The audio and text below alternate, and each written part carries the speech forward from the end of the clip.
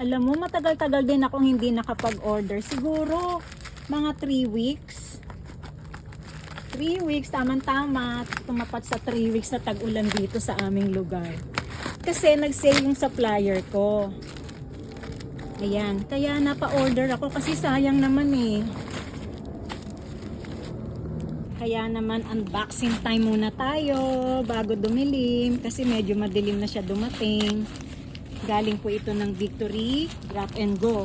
At ang point of origin ay Quezon Province pa po.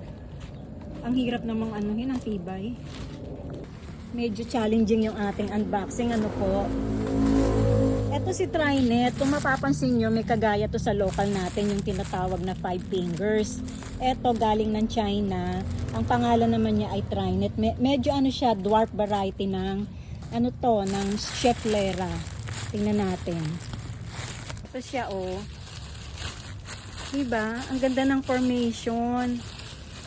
Tingnan mo, ang taba na ng sanga niya. Oh, pero hindi naman siya katangkaran. Ganda. Ano na lang sa inyo isa-isa kung ano yung mga in-order ko ha. Ito ay si Neon Photos. Ito naman ay si Enjoy Photos. Si ano to? Black Cardinal budget size o budget meal. Black Heart. Familiar po ba kayo dun sa ano, Red Heart? Ito kakaiba naman siya, Black Heart. Kasi dark ang kanyang color. Liit naman ito. Ito naman si Pink Princess Marble Galaxy. Diyos ko, magkano to nung pandemic? Libuhan. Ito pa yung 1,000 ng pandemic. Naku, kawawa naman, nalukot ang dahon. Si McDowell.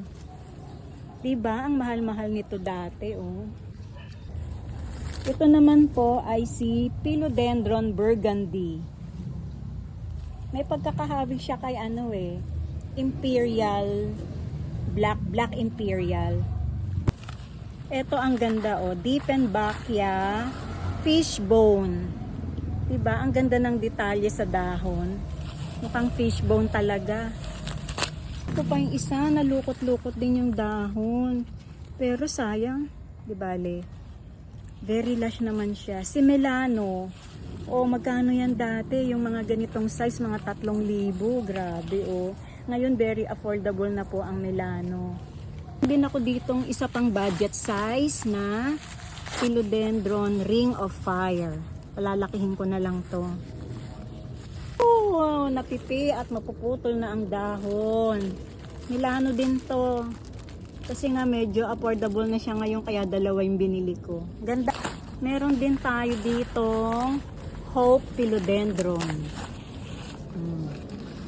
Budget meal din. Ano ang pangalan nito? Red Cardinal. Palibhasa maliit, hindi ko makilala. Red Cardinal. Ayan. Wow, ang ganda ng dahon. Si ano to? Golden Violin. Tingnan nyo po. Tatanggalin ko yung papel. Para makahinga. Ayan.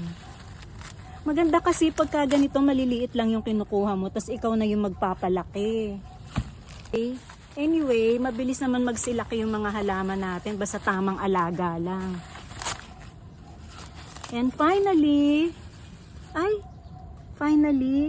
ano to? Golden Congo. O di ba? Bago to, bagong dating si Golden Congo. So ayan yung ating mga bagong deliver na halaman.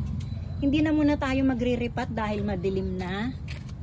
Yan, bukas na lang. Hanggang dito na lamang ang aking pagbabahagi. Hanggang bukas, ito po ang The Late Bloomer. Happy planting! Ang dami kong basura.